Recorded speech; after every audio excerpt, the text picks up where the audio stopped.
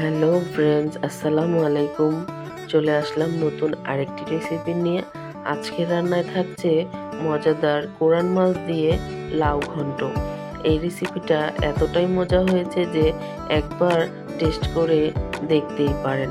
একবার না খেলে কিন্তু বুঝতে পারবেন না যে এই শীত লাউয়ের ঘন্টটা এতটা মজাদার কিভাবে হয়ে থাকে।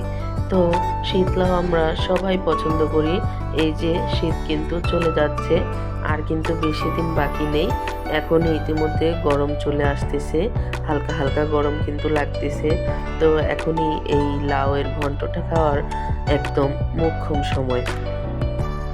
তো এই যে রান্নার প্রসেসে চলে আসলাম। আজকে হাজবেন্ড সুন্দর একটি লাউ এনে দিয়েছে, আর বলতেছে যে এই লাউটা দিয়ে কোরাল মাছ দিয়ে সুন্দর করে ভাঙা ভাঙা করে রান্না করো। তো আজকে হাজবেন্ডের কথা মতো একদম মজা করে লাউ ঘন্টটা রান্না করে নিলাম। এই কোরাল মাছটা আমার হাজবেন্ড সেদিন নিয়ে আসছে। অনেক পদের সামুদ্রিক মাছ এনেছে, সে তার মধ্যে এই বড় একটি কোরাল মাছ এনেছে। তো সেই মাছটা খেতে কিন্তু খুব মজা হয়েছিল, আলহামদুলিল্লাহ। তো সেখান থেকেই কিছু পিসেস দিয়ে আমি আজকে এই লাউটা রান্না করব। বরাবরই আমার হাজবেন্ড কোরাল মাছ আনলে লাউ নিয়ে আসবে, বলতে যে এই কোরাল মাছ দিয়ে লাউ রান্নাটা নাকি খুব মজা হয়। তো এই যে আমি দিয়ে দিলাম বেশি করে কাঁচামরিচ, এবং দিয়ে দিলাম স্বাদ মতো লবণ এবং ধনিয়ার গুঁড়ো, হলুদ আর মরিচ। মরিচ দিয়েছি একদম সামান্য একটু। তো যেহেতু কাঁচা মরিচের তরকারি, তো আমি সাধারণত লাউয়ে মরিচ দেই না, গুঁড়ো মরিচ। তো আজকে দিয়েছি একটুখানি, বেশি দেইনি যেহেতু লাউটা একটু বড়। আর যে লাউগুলো ছোট ছোট আনে সেগুলোতে আমি একটুও দেখা যায় শুকনো মরিচের গুঁড়ো দিই না, শুধু কাঁচা মরিচ দিয়ে রান্নাটা করে নিই। এত মজা হয় খেতে, কি আর বলবো। তো এই যে দেখো, আমি মাছগুলো ছোট করে একটু পিস করে কেটে ধুয়ে রেখেছি। এই মাছগুলোকে আমি এই মশলাটাতে এখন একটু সামান্য পানি দিয়ে সুন্দর করে কষিয়ে নেব। কষিয়ে এই মাছগুলো আমি উঠিয়ে রাখবো, যেন এত বেশি ভেঙে না যায়।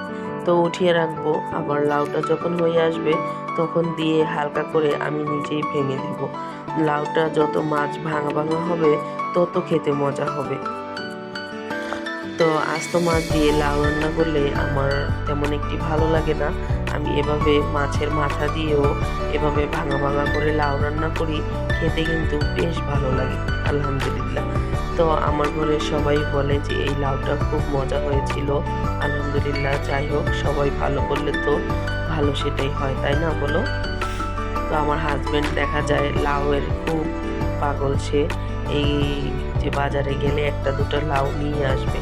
তো এই যে মাছগুলো উঠিয়ে রাখছি, সাথে দেখো কাঁচামরিচগুলো কিছুটা উঠিয়ে রাখছি, কারণ হলো এই কাঁচামরিচগুলো আমি পরে আবার দিয়ে দেব, তখন খুব সুন্দরভাবে গ্রান চলে আসবে। এই যে লাউ অর্ধেক কাটা হয়েছে, আমি এখন এখানে দিয়ে দিয়েছি, নেড়ে চেড়ে দিচ্ছি, একটুখানি ঢেকে দেব। ঢেকে তারপর লাউটা যখন একটু কমে আসবে, আমার বাকি লাউটাও কাটা হয়ে যাবে, আমি সেই লাউটাও এখানে দিয়ে দেব। দিয়ে আমি নেড়ে চেড়ে আবারও ভালো করে ঢাকনা দিয়ে ঢেকে বেশ কিছুক্ষণের জন্য রান্না করে নিব। একদম বেশি সময় লাগবে না। লাউটা দেখতেই পাচ্ছ কতটা কচি লাউটা, একটুও বিচি হয়নি, একদম শ্বাসের মতো হয়েছে। তো এই যে আমার লাউটা কাটা হয়ে গিয়েছে, বাকি লাউটা আমি এখন সম্পূর্ণ লাউটা এখানে দিয়ে দিচ্ছি। আশা করছি তোমরা সবাই রান্না করতে পারো লাউ ঘন্ট। তো আমি যেভাবে রান্না করি সেটা আজকে তোমাদের সাথে শেয়ার করছি। বন্ধুরা, ভালো লাগলে ফ্যামিলি এবং ফ্রেন্ডসদের সাথে শেয়ার করে দিবা।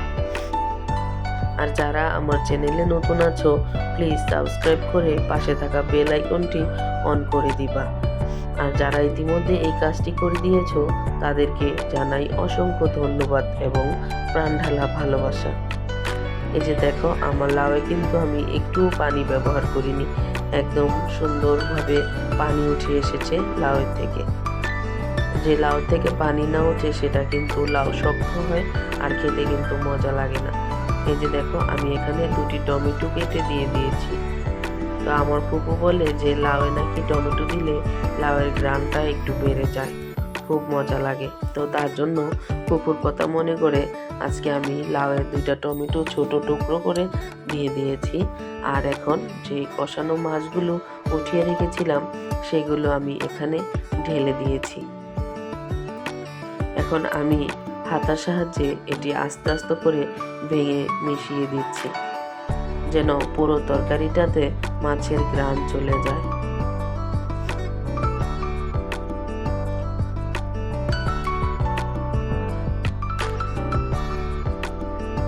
আলহামদুলিল্লাহ আমার তরকারিটা কিন্তু অলমোস্ট ডান হয়ে গিয়েছে।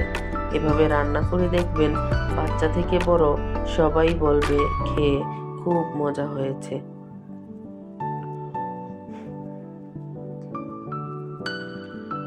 একদম সুন্দরভাবে গলে গিয়েছে আমার লাউটা।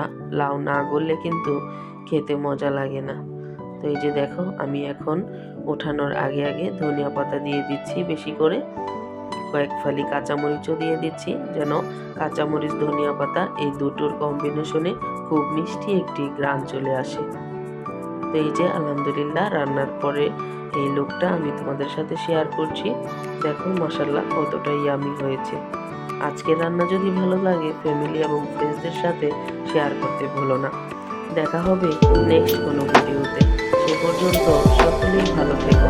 আসসালামু আলাইকুম ওয়া রাহমাতুল্লাহ।